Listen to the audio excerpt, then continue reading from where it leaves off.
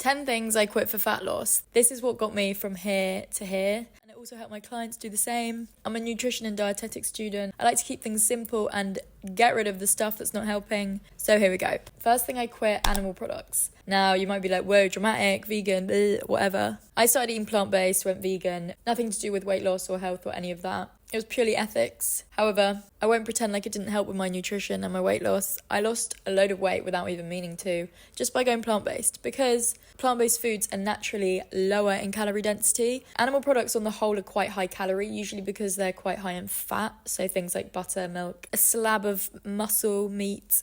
By quitting them, you're just automatically getting rid of a load of high-calorie foods, and that helps you lose weight. Vegans and plant-based eaters on the whole, way less, just because their food is lower in calorie density. Fruits, veggies, whole grains, legumes, all these things. Plant foods have a load of fibre with them, so they keep you full, but they don't provide many calories. So that's my first tip. The second thing to quit is ultra-processed foods, because even if you go plant-based, there's still a lot of shit in the supermarkets, and that is not going to help with your weight loss goals. So all these fake meats, vegan cupcakes, vegan donuts. I feel like most things nowadays, we have a vegan version of it, which is great for a treat once in a while. However, if you've got serious weight loss goals, you can't be gorging on these all the time. They've been stripped of their fibre and they've been pumped with a load of oils, which makes them so calorific and not at all filling.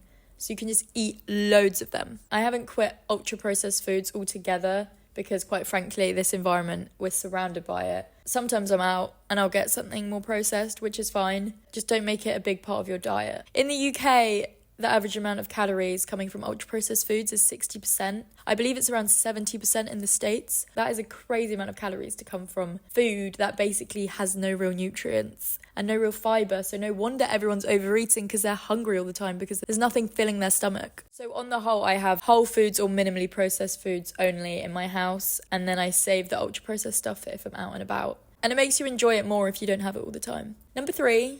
Over-restricting foods. It's so common for people to go on diets and think, that is bad, I can't eat that. That is good, I can eat that. It sort of makes sense, but it also really doesn't, because losing fat just comes down to a calorie deficit at the end of the day. I'm always in favour of doing it a very healthy way and getting a load of micronutrients and having a fibre-rich diet, just because that will make it easier, because fibre is filling. You can lose weight only eating ice cream. However, you won't feel great doing it that way. I'm not a fan of just completely cutting out any food group, whether it's carbs, fats or proteins. Just eat a range of whole foods as most of your meals. You can have a sweet treat here and there. When you cut out a whole food group like that, or even just completely cutting out processed foods, it's not sustainable. And the whole thing of weight loss is making a routine that's super sustainable that you can stick to. You've got to have it as something that you want to do for the rest of your life. You can't be doing these crash diets, because you'll do the diet, you'll lose the weight, and then you'll go back to the way you were eating before and gain it back again. And you'll just end up in this cycle. You need to change your habits for good. And people can't get this into their heads. They just want to do a quick 6-week diet. No. That's never going to work. And I don't know why people think this, because if you were to reverse it, let's take us an anorexic person. You would not say to them, oh, just eat more calories than you're used to for 6 weeks, gain a bit of weight, and then go back to how you were eating before. Because obviously they'd lose all the weight again and go back to their skinny self afterwards. So I don't know why the logic doesn't apply the other way around. You've got to have these habits forevermore. So you've got to make the diet enjoyable, and therefore cutting out complete food groups usually isn't going to work, because life gets in the way. You have social events. I've done very extreme diets in the past. They're just not sustainable for the long term. So having a nice balanced approach is always going to be the way. 4th thing to quit is distracted eating. Huge one. If you eat distracted, you eat a lot faster, and therefore you don't really register that you're full. You've got to be present with your food, and that helps you stay satiated. It takes 20 minutes on average to start feeling full, up to an hour even. And most people are not eating for 20 minutes, let alone an hour. So slow down, enjoy the food, talk to someone whilst you eat. I know that's sort of distracting in a way, but usually if you're talking to someone, you put your fork down and you talk. And it stops you just shoving it in your gob. Number 5 is long grocery lists. I hate them. I hate long grocery lists. I make my life very simple. I have a capsule grocery list, which is great because I basically just buy more or less the same things every week. I change it up a bit with the fruits and veg to get a bit of variety in, but I'm eating almost the same things every day. I'm eating almost the same meals every single day. It makes it so easy. I also don't like cooking, so it helps with that. And it saves so much time as well. My capsule grocery list is about 15 items. I have made a video on it if you want to see my capsule grocery list, so I will link that for you if you want to see that. I keep it very, very simple, minimal. Number 6 is cooking. This feels really drastic to just say, oh, just quit cooking. I do think everyone assumes when you're into health that you have to be in the kitchen all the time.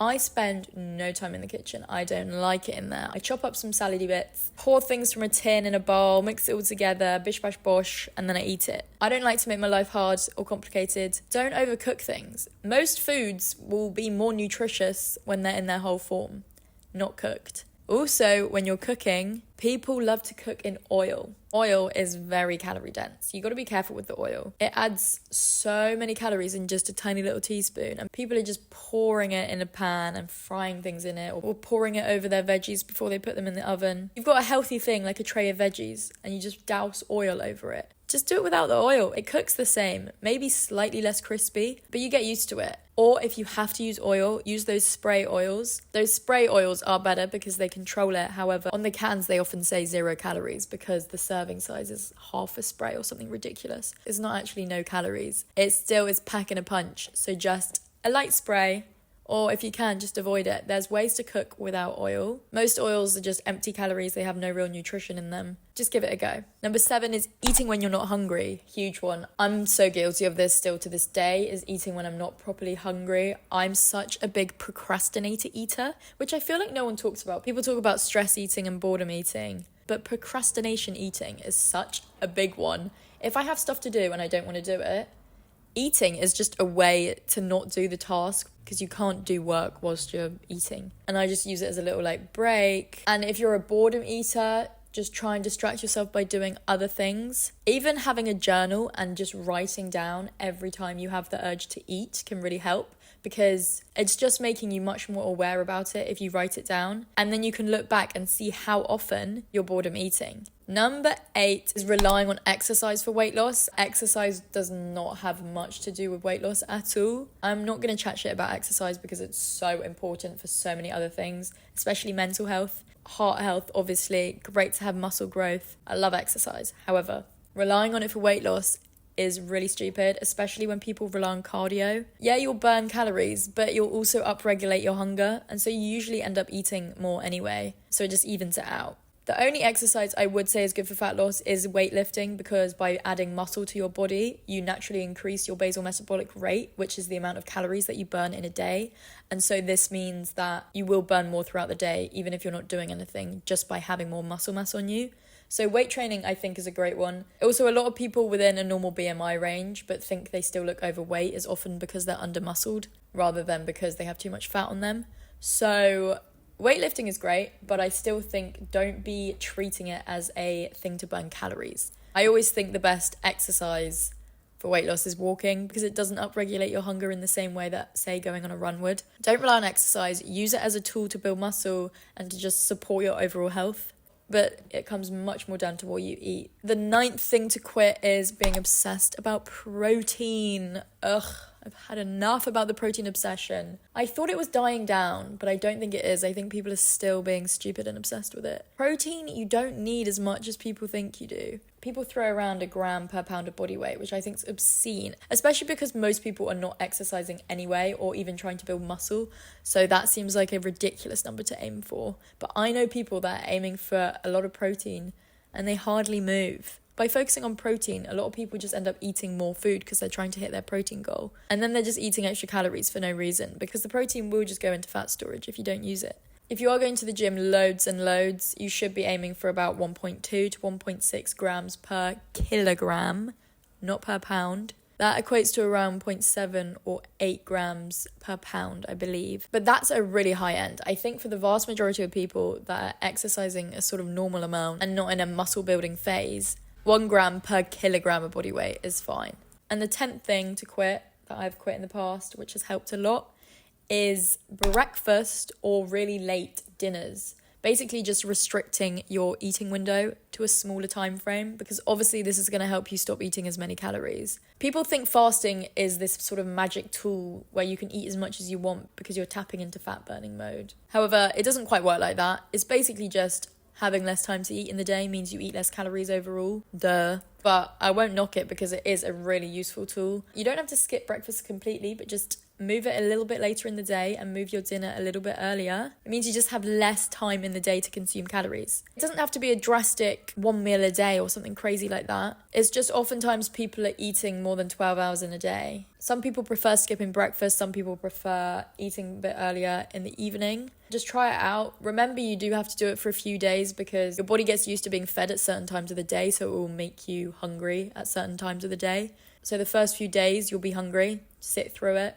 By day 3 or 4, your body thinks, oh, I'm not going to get fed at that time, that's fine then, and stops making you so hungry at those times. Eating earlier in the day is probably better overall just because it's not great to go to bed on such a full stomach. However, I'm aware life gets in the way for a lot of people, and eating a very late dinner is quite common. So if that is the case, just delay your breakfast. If you can eat your dinner earlier, I would recommend that. It helps with sleep if you eat less close to bed because your body's not digesting things all through the night. A little bit of time restricted eating always helps. So yeah, those are my 10 tips. I hope that helped. Thanks for tuning in. Let me know what you thought. Thumbs up if you liked it, thumbs down if you didn't. Subscribe if you fancy. I'll catch you next time. Ciao, ciao.